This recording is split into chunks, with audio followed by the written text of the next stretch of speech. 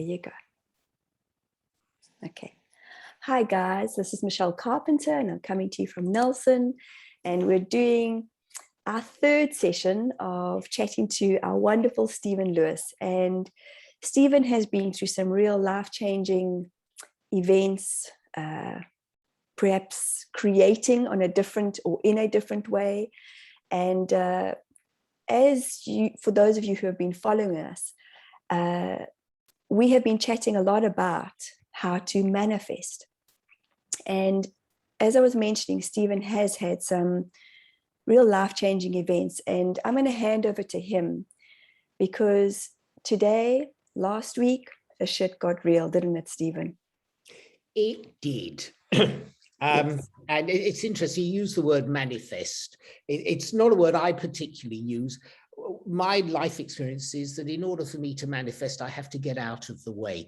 I do not get what I ask for. I do not get what the little boy in my head seeks to make him happy. Manifesting for me is what the universe so extraordinarily generously brings across my path almost all the time. But in this present moment with the world in utter disarray, I'm having an extraordinary experience. And even though this has been a very difficult time, it came to me so strongly that I wanted to share this with you and the people who might watch this. Because there's nothing quite so irritating as a smart ass, and I'm a really good smart ass. What you need to do. This isn't a cackle in the background, just by the way. What you need to no confirmation there. I need say nothing. What you need to do to manifest, yes. While I'm sitting here smugly with everything, and I just showed you my view. I mean, you can't have a more beautiful view than that. I am still manifesting, even though there are the most extraordinary events taking place. Yes. And I particularly wanted to share this with people now because, you know, it's so easy for me most of the time. I walk this exquisite path. I learned to shut up and get out of my own way. I don't do it perfectly. Oh, I can bring you a queue of people who would confirm that, but I try. And I do know what I need to do, even if I'm not always capable of doing it. So what would you call the experiences? When I say manifest, because it's giving me a different way of looking at life and teaching me in a different way. What would you call, and based on your story, which you will share today, what would you call what has been created, what has happened? Okay. I don't know what to call it. I'm in the middle of it. That's the whole point of being in the middle of something, is that you're not clear in identifying it. What you know is that something is happening. What you have, in my case, is a long history of sometimes very dramatic events taking place, often small, mini dramatic events that normally just bring a smile to my face. And when they're over, my life isn't particularly changed other than it's richer by them. So that for me wouldn't be probably the way I would approach it. What I would do is tell the story, and that would then self-explain it. But what I wanted to show to the people watching is when about 2 months ago, maybe 3 months ago, I had the strong feeling that I needed some guidance.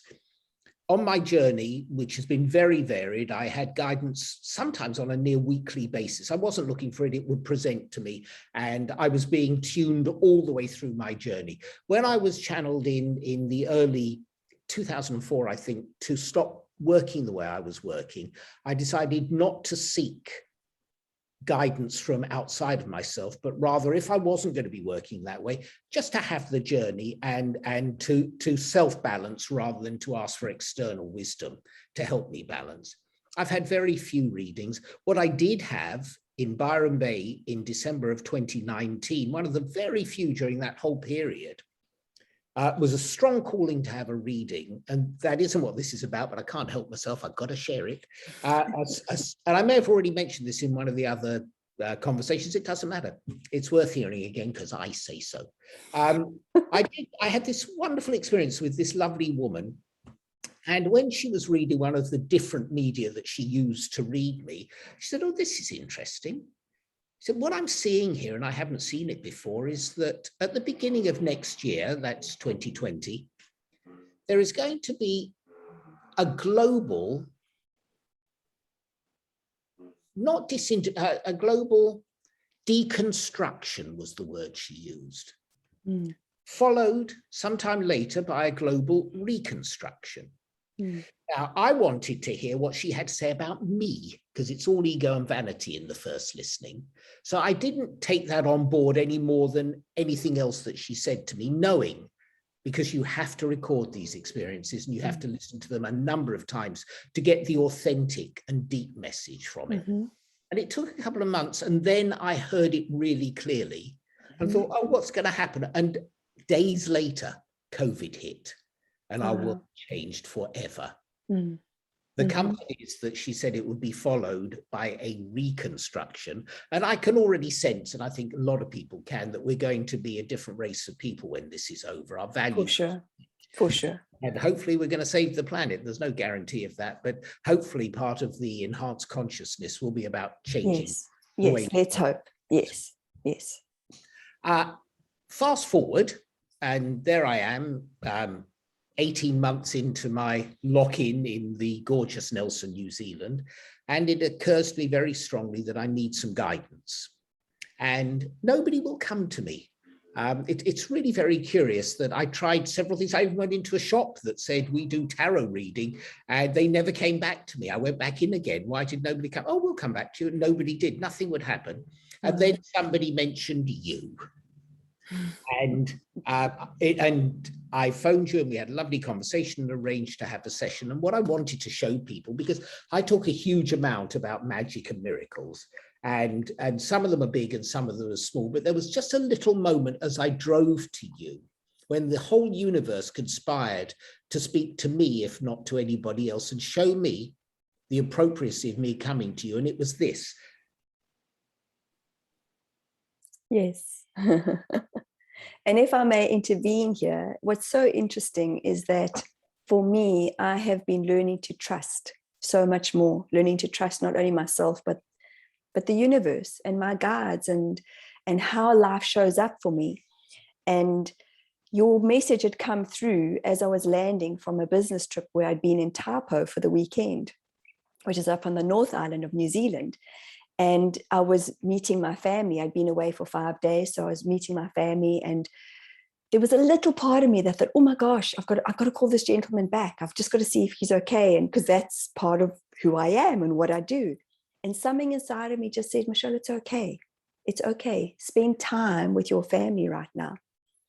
And then I called you the next morning, and we had a wonderful conversation, and I met you outside. And the first thing that Stephen said to me is, do you know that I saw a beautiful rainbow over your house?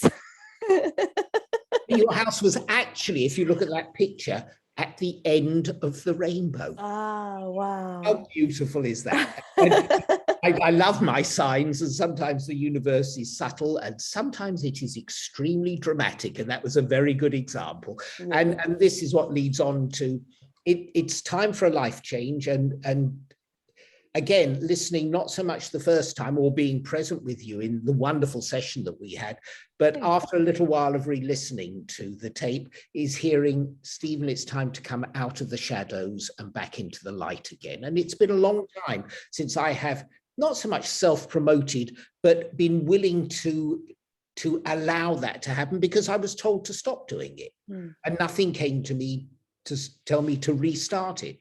I would like to think I've had extraordinary experiences throughout the whole journey, but even in the times that I haven't been doing public work, I've been doing momentary work with people that's been extraordinary in itself, not the macro work that I used to do, but the micro work with people. And there just in the middle of all this confusion the other day, in a totally deserted Nelson, a couple walked around me as the very few people use, and this woman said, Stephen, and I said, who is it behind the mask and all the stuff? And she said, it's Kate, I think. And this was a woman with whom I'd had the most extraordinary experience in a supermarket. I knew her because she worked in the health shop where I buy a number of supplements, and hence you look so good at the age of 70.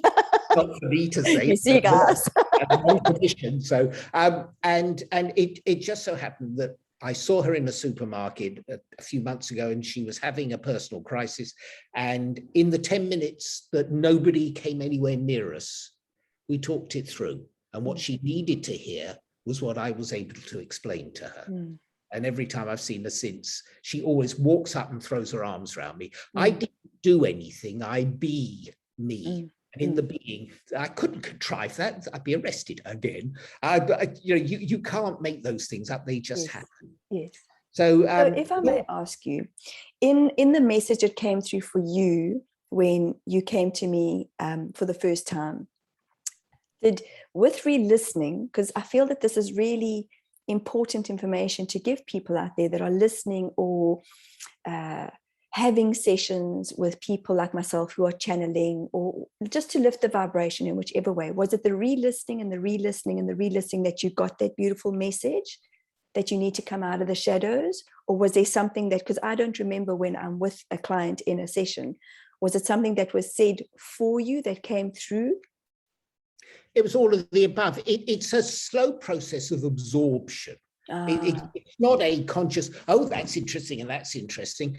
It's you're having thrust at you a huge amount of extraordinarily powerful information in a very short period of time. I am dealing primarily with my ego telling me, hearing what it wants to hear first and foremost. Yes. And it's always been my experience of this, which is why from very early on I learned it is essential to record any form of guidance you're given, because you will not hear the full truth of it in the first listening. Yes. You're not in your heart, you're in your head, and quite right too. This is the human experience first. Yes. And so you don't get the message. What you do when you're able to put your ego aside and you've heard what you are or are not going to be pleased with, it's then that you begin to flower into the fullness of the authentic message. And I've learned this over and over again. And as a bad, poor student, it always takes me a long time to get lessons, but I do like to think once I've got them, I tend to retain them. Yes. And I knew I probably listened to you 3 times in the next 3 days at different moments, in the car, going to the gym, whatever it was, just maybe 5 or 10 minutes only, because otherwise it's very easy to ignore, to find an excuse not to hear. The demons don't necessarily want you to hear everything that's good, because it doesn't necessarily bode well for them. The heart says, I'll wait. And I'll continue to wait. And if you're going to miss it, then you weren't ready to hear it. And that's sort of the experience I have with it. Great. Coming back to what's going on, I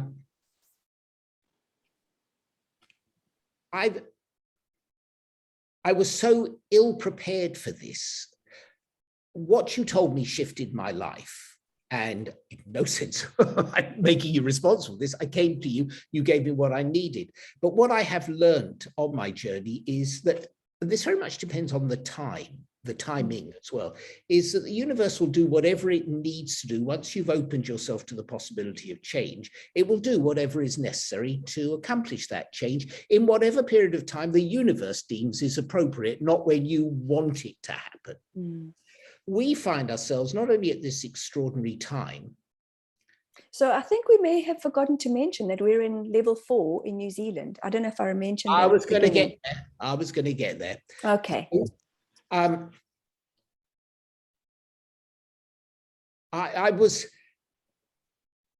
had such an easy journey, and then things started to change. And I get why, and I am able to stand outside objectively for much, but not all of the time, and see what is going on. But there are times when I'm not, when I'm caught in a whirlwind. I am being transported, transformed from who I have been for probably the last, well, forever, but specifically over the last period in a passive stance. And I'm being transformed into a more active, more potent messenger. In order to achieve that, apparently, I need to have my entire world tipped on its head violently and me shaken along with it. I would not have asked for that. Sure. And this whole extraordinary series of events has taken place that have shaken me to my foundations. And I want to share it. it's because it's healthy for me. And it's also healthy for people to understand that even when the most traumatic of events take place, they are actually not necessarily the end of the world, but the beginning of a new world. Yes. I was sitting in my beautiful cottage on the farm with views of the Tasman Sea and Golden Bay, just watching something on television. We had a thunderstorm. You'll recall this 2 or 3 weeks ago. Nelson had a thunderstorm. And this thunderstorm was going on, and then suddenly there was a very, very loud clap of thunder right above my cottage, and the lights went out. There was a bang from my television, and it exploded.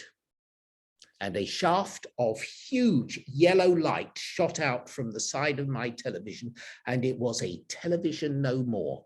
And I sat there, the lights came back on, and I sat there with my mouth open. I had not been injured, but my world had been shifted. This was an incredibly loud explosion. Wow. I've never experienced it before in my life. There was no sanity to it. I'm very much not a technical person, but this was a huge ball of yellow light shot out from the side of my, you don't normally watch television half expecting that to happen. Yes. But that happened, and it proved to be the beginning of a whole series of events. A couple of days later, to my utter astonishment, and you'll know how astonishing this would be for me, because you've got this beautiful dog with 3 legs, and she and I got on like a house on fire. And I would just like to say she's highly, highly, highly intuitive. She just picks up on energy like this.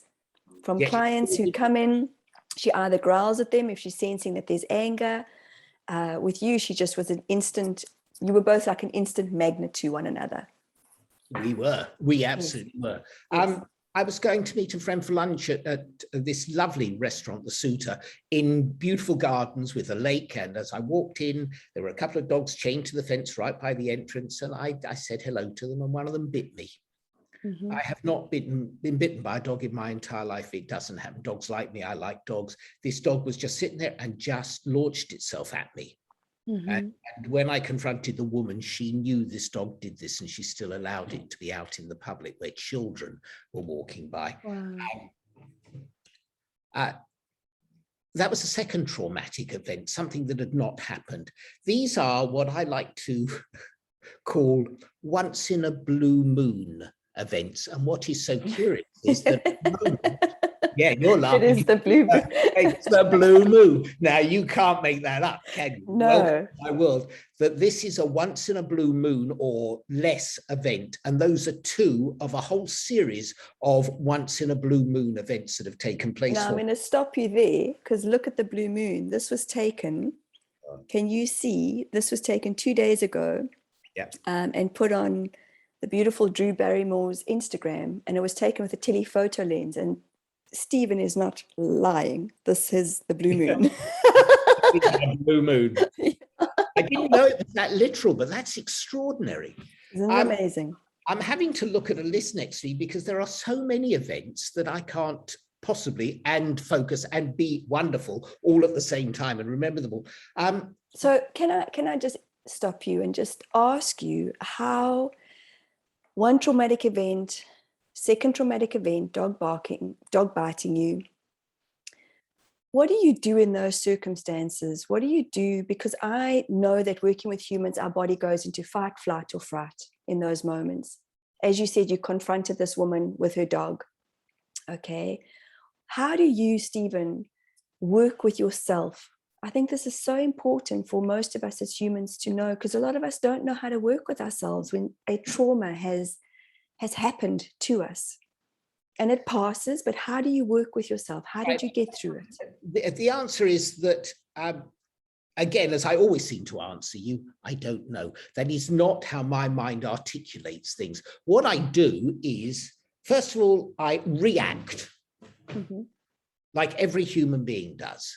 And I will go into a short-term state of whatever is what the little boy inside my head, my body, my natural reactions to this are. And I don't consciously think, now you're a healer and you know wisdom, so you know how to, what I do is I panic and go crazy and have all of those. What I do a little while later, when I knowingly have taken a few deep breaths, I've taken a stand back, and I've given myself a little time to be away from the initial experience is I begin a process of allowing myself to speak back to me. So I'm not trying intellectually to explain what's happened. What I'm doing, what I do, is I feel. So the little boy thinks, the head thinks, the educated-ish man thinks. Yes. But after a little while, if I can just allow myself to be still, this other voice from within me, from my heart, begins to explain to me what's going on. It doesn't know all the answers, far from it, but it has a rational, balanced perspective that the little boy in panic doesn't have. Mm-hmm. And I don't consciously do this. This is who I am. This is what I've, if you will, trained myself over a very long and complex journey. Mm-hmm. As I say, in answer to your question, I don't think about that. It's just who I am and what I do. By you asking me, I intellectualize it, I explain it out loud. I often don't know the answer because I've never written it down. I've never explained it before. And in you asking me, which is what this is all about, I get to express it. And I'm as interested to hear it as hopefully the other people who might be listening to this are. Yes. I don't know. All I know is I know certain techniques that will enable me to stand back. And that's what today is about. It's about sharing this ongoing story of a whole series of events. Let me just run on a little bit, and by all means stop me when you're ready to, and we'll sidetrack. But there is, after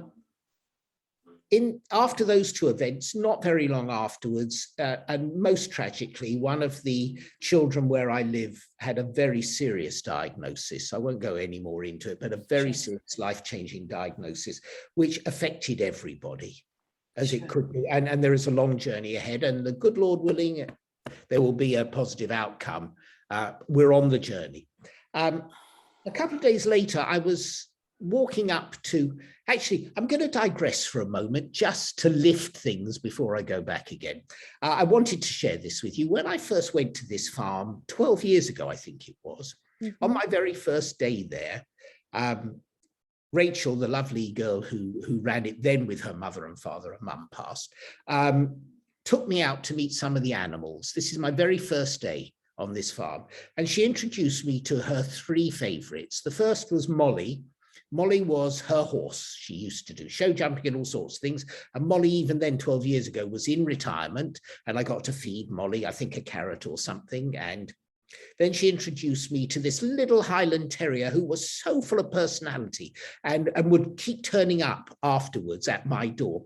And his name was Monty, and he was gorgeous. And she introduced me to Bridge. Bridge was senior sheepdog. And you could tell she was senior sheepdog. So I met Molly, Monty, and Bridge on my first day. I knew I was in the right place because my mother was Molly, my father was Monty, and I grew up in Bridge Lane. Oh my gosh. Doesn't get any more bizarre than that, does it? or simple as that. Once again, if you believe, as I do, that the universe communicates with me. Gives you the signs. Yes, it gives you the signs. Yes. Then what better way for the universe to say, Stephen, you're in the right place? Yes. Than to do that to me. Yes. I am walking up a couple of weeks ago to the main farmhouse, as I do a couple of times a day on my little sojourns. That's French for sojourn. On my little walks, and I have a banana for Molly, and I reach out to give it to her, and she sniffs it, shakes her head, walks away, and drops dead. And this is 2 weeks ago, if I can remember correctly. Yes. Okay. She dropped dead on the spot. Wow. What? I ran to the farmhouse. I told Rachel, who is in the middle of dealing with all this other stuff. Yes. They called the vet. The horse has just died. So that's three really big traumatic events.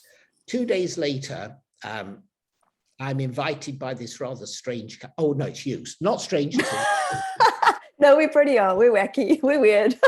Even I was thinking, shit, man, do I include this man in my family? Because I'm not too sure that's going to go down.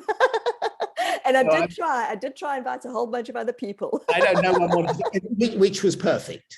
Yes, exactly. So I came to you for dinner. We had a lovely evening, very interesting. Some events took place. It was all very interesting. And then as I was leaving, you were taking your lovely dog for a walk. And I said, oh, I'll walk with you. And it was actually a longer walk than I'd anticipated, but I love to walk, so it was perfect. We went for a walk with the dog. I came back, went home. As I drove up to my little, quite remote cottage, I noticed that the lights weren't on, which didn't make any sense to me. So I pulled into my little driveway and I got out the car, and something was definitely wrong. And I couldn't quite tell what it was, but I opened the door and my cottage had burnt down. Sure.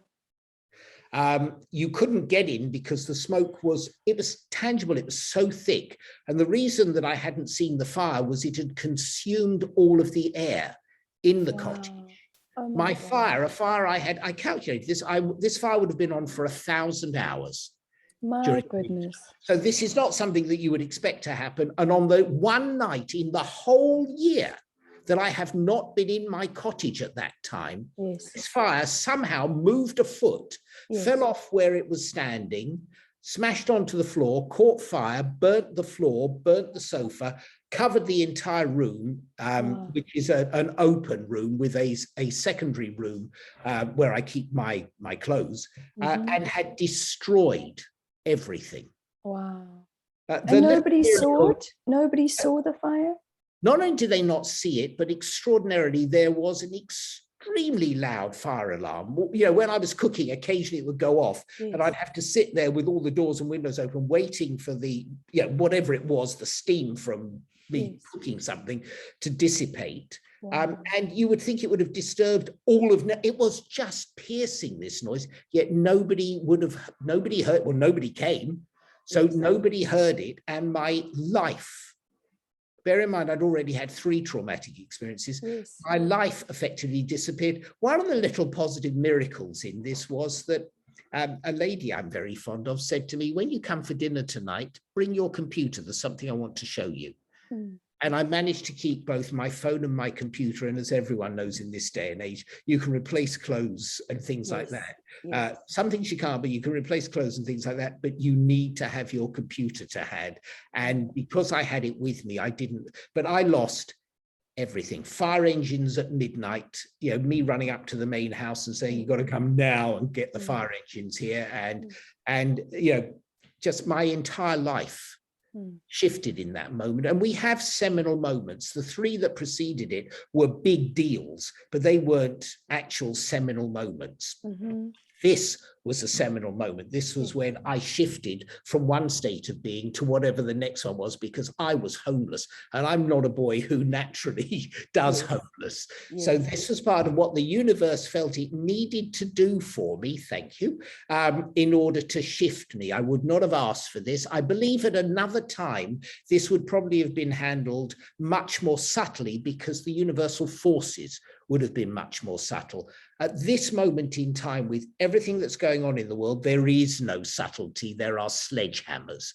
And that's what we're not being gently guided to the next spot. Like move, man, boom, let's go, let's go. And that's what this was. This was a sledgehammer. And to amuse your audience, or my audience, I slept in 5 different beds over the next 7 days, as I started to try and unravel my life. And there was still, I won't go into all of it, but suffice to say, the COVID lockdown happened 2 days later, when I was staying in a friend's, a friend used to house sit for people that she used to do some work for when they were away. She asked them if I could replace her in the house because of my circumstances. They said yes.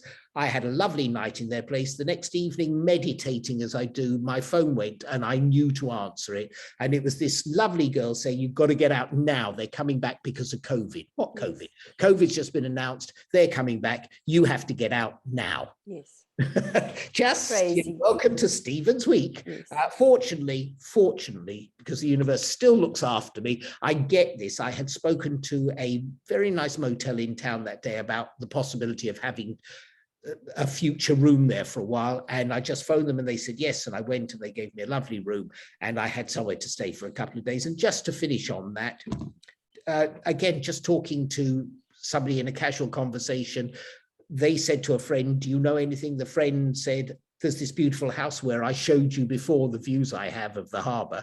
And this was just placed in front of me without me having to do anything at all. I didn't ask, and it was placed in front of me. And I may have it for 3 weeks. And because I don't know what I'm supposed to do next, I will try and sit still, shut the up as much as I'm able to, and I can't, and try and deal with all the traumas. There are several other things as well going on. I won't bother with them. They're only relevant to me, but there is a breakdown in my life going on at the moment that I have never even come close to experiencing. And during the day, I am able to smile at it because I know there is a positive outcome waiting for me at the end of this, that there is a life shift, which maybe under different universal circumstances would have presented itself much more gently. Yes. I know. What's interesting, Stephen, was the night you came to our house, we were sitting in our lounge and I said to you, or asked you, because you were contemplating about moving. And do you remember me asking you, saying, well, what's it going to take? How would you know? And you said to me, well, I don't right now. I'm just sitting with it. And then we ended up going on that walk, which was just something that I also went for a long walk, and just timing. You were still being looked after. I get that. Amazing. I just wouldn't have asked to be looked after like for this. Sure. For sure. Isn't it just... It's almost, you can't explain these things. And they're even hard, I think, for most of us to even rationalize or understand. Now, all you can do is trust and surrender to it, knowing that it's so bizarre. It is so far outside of the norm that it couldn't possibly be accidental. There are incidents, the house catching on fire, my cottage catching on fire. You could say it's an accident. It's not. I don't know how the fire got where it was. It's never moved in a year of being in that place. Why would it move? It chose that night, the one night I wasn't there. So the universe is doing what the universe does. And what you hope is most of the time you're listening closely enough not to require such drama. Yes. And there I am with drama. But there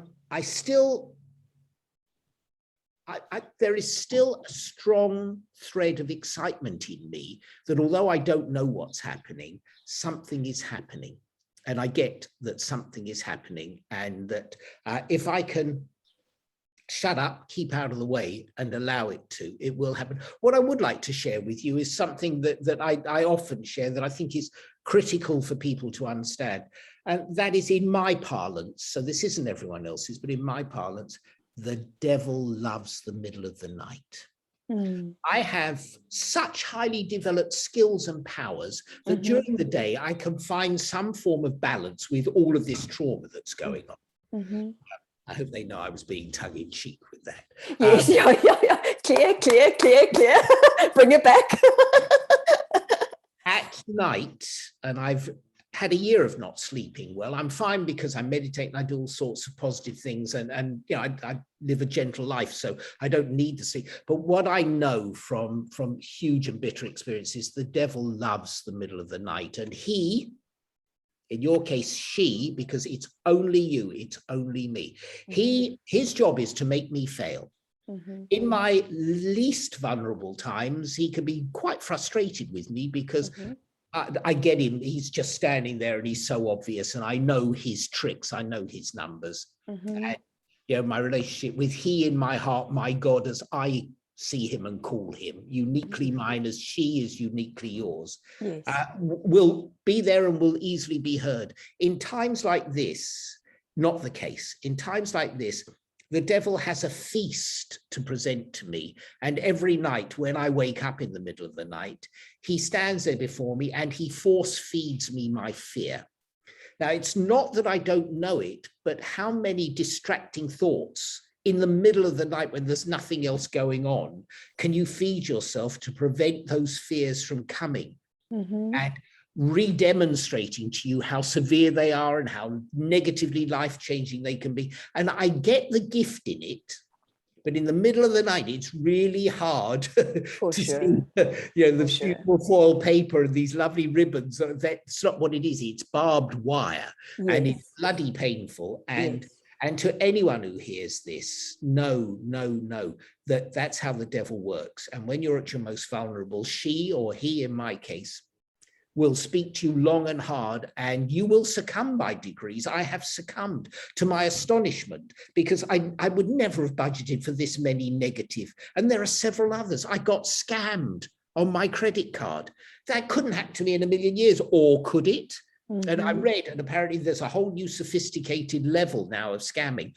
I got scammed because I'm waiting for a credit card, and I got asked for some details and I gave them because it made sense. Apparently now it can be done through the authentic website. It isn't just a made up website. So something you've dealt with in the past that you just assume has to be authentic because you're so used to it, sometimes isn't. And this gave no clue until after I had been scammed, and I managed to get away with it. Just as a little aside to make you smile and hopefully the people. The irony was the next day I got, because I was aware immediately that I'd been scammed. Immediately, a couple of hours later, it's suddenly, just a minute. I realized that I'd been scammed. So I immediately got in touch with my bank and stopped everything. But there was already a bill for, in English pounds, £500, say $1,000 in most people's currency. It was already in there, and it was for an Airbnb booking, which again, I thought was really strange in England, which clearly I had not made. And the funny thing was, today I got an email from Airbnb asking what my experience with them had been over this. Oh my goodness. Wow. You could not make God's sense of humor. You could not. The scammers, I don't believe it's them. I think it's Airbnb. They have been involved in this con somehow or other. And I have been asked to give approval to Airbnb for how well they have managed my scamming. That's crazy. Wow. God's sense of humor. I know. So would you say that the lying awake at night, okay, because just the work that I do, it's working with people who are in the sympathetic nervous system, and clearly the amount of trauma that you've endured in such a short space in time, okay, and what you've gone through, and the times that we've spoken on the phone and I've asked how you are, you've gone, I'm a bit rattled, I'm working through this, in your own way. Would you say though that working through it is working with that, your body, the physical, the 3D body, you know, because it's wonderful to have these conversations that we're having, and it's wonderful because you and I know how to connect. You and I know how, and I'm still learning to trust. I'm still learning to connect to what's out there. And I'm realizing more and more, like even with my thoughts, how powerful my thoughts are, how powerful my words are. Because it's energy, how powerful the vibration, the feelings that we have in our body. So how are you calming from a human perspective? How are you calming your nervous system? How are you working besides your meditation, which I can only assume you're a master at it after all these years. Okay. But how are you working with that part of your anatomy, which is such a real part of our lives right now, especially also going into, I don't know how you've been feeling with regards to, you know, New Zealand again, going into level 4, which hasn't happened since last year, April, for us on the South Island. But it's big, you know, it's like you say, you were walking earlier on and people sort of walk around us and, you know, people are wearing masks, and it's real, but it's not a reality for me. The answer is fatty food and alcohol. And it's working. I thought you'd put on a few in your gels there. We're looking so good at the age of 70. I don't care.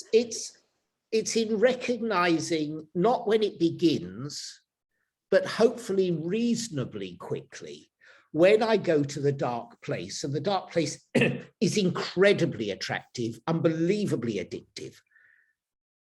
And when I go there, there are certain triggers, and they don't become apparent instantly. Mm-hmm. It takes a little while. I would hope that it feels to me as if I don't indulge myself. And the whole nature of addiction is you say, yes, but, and then you allow yourself to practice that addiction because it's what the little boy or girl wants to do. Yeah, but I want to do that. I want to get stoned. I want to get high. I want to do that. I want to steal, whatever it is. I know me very well. I don't control me. I can't control me. I'm part of me. Therefore, that part will get to be heard. But I do know me. I've spent 35 years coming from a place of inauthenticity to somewhere a little nearer to being authentic, but a whole big distance from who I was when I didn't know who I was. All I knew was I wasn't being me. Yes. And now as I travel, what will take the rest of my life for me to inch my way towards who I am truly. But I'm loving the journey, doing it even this week. I am the richer for these experiences, Of not course. in the middle of the night when I'm ready to punch something. But I know that this is part of the making of me, and I would not ask for this, but it's necessary. And I don't believe it is as extreme as it is because otherwise I wouldn't have got it. I believe, and I absolutely believe this, there are outside forces at play all the time. People who follow astrology and the like, they know this. Just as a little aside, because it was so important to me, I will at some point speak of my fairy godmother. Not today, but I will speak of my fairy godmother. I rang her once and said, darling, what the hell's going on? And she said, darling, Mercury's in retrograde, because she was a Southwest US woman, farmer.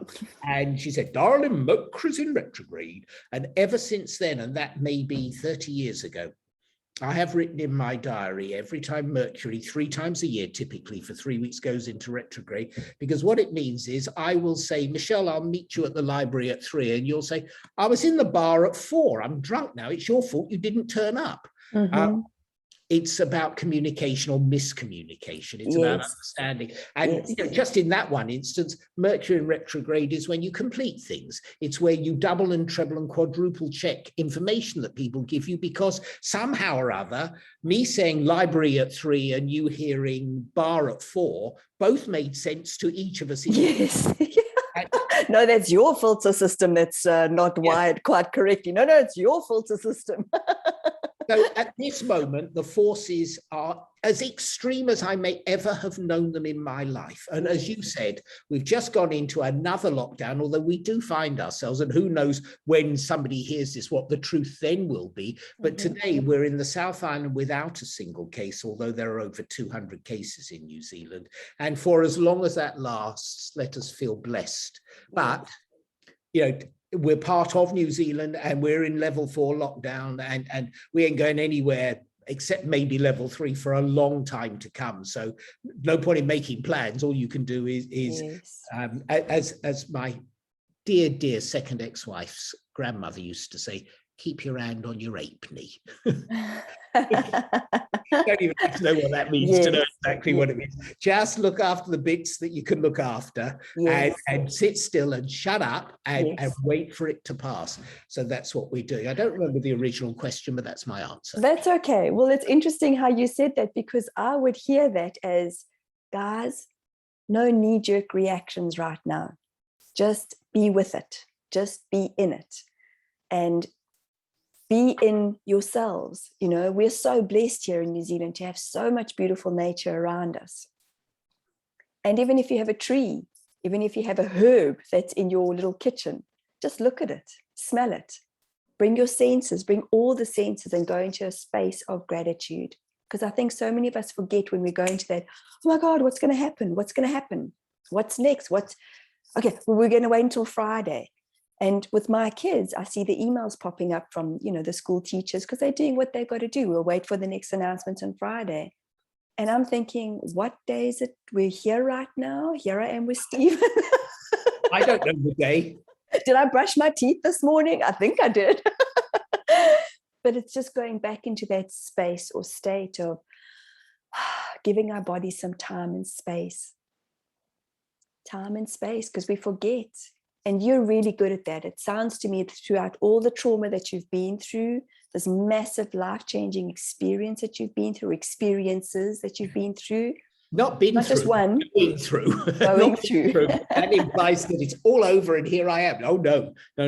This is much, much bigger than that. And I fully accept that it is. And I don't know. And by the way, for all the good things you said, don't forget alcohol as well. Yes. No. But everything in moderation. Be naughty. Of course. With moderation, but don't put other people's lives at risk by being cavalier and saying what we all say, which is so critical, and that is, yes, but it's me. You don't understand. It's me. I need to go and go to that party. I need to go out without a mask. I need no. Yes. No.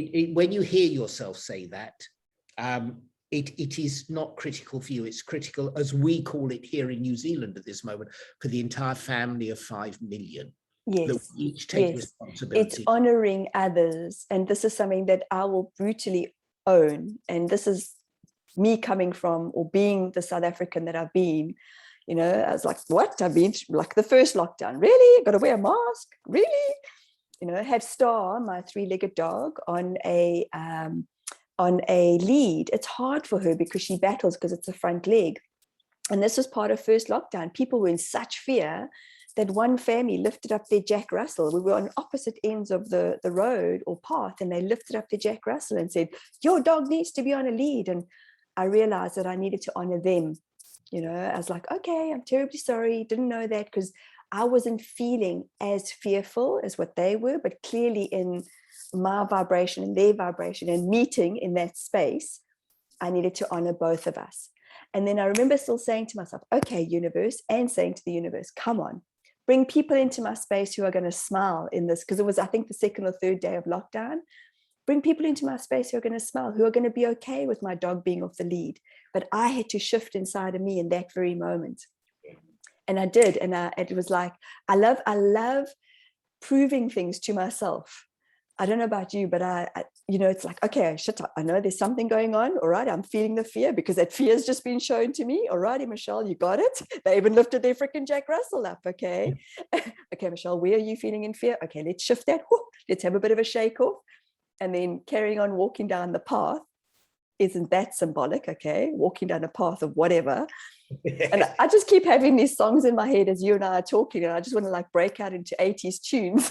We're on a road to nowhere. Hey. And then yes, next minute a runner was coming, and I had my dog off the lead, and in that moment he was actually okay because both dogs sniffed each other. But at the time, I know we were being told that the dogs could carry the virus too. So yes, hearing what you're saying is exactly what I've had to do, is honor. Michelle, you might not think the same, you might not feel the same, but honor others and where they're at in their journey. So having said that, I'm sure you've learned, and you're still learning, like you said, you're still processing. What was the biggest thing in amongst all these massive traumas that you've been through? What was the one thing that stood out? Was it about community? Was it about people caring? Like, what was it? What have you sat with and gone, wow, besides me having a huge dry cleaning bill? What am right, not to be pedantic, but yeah, exactly. What is the one thing that you may or may not have felt incredibly lucky about?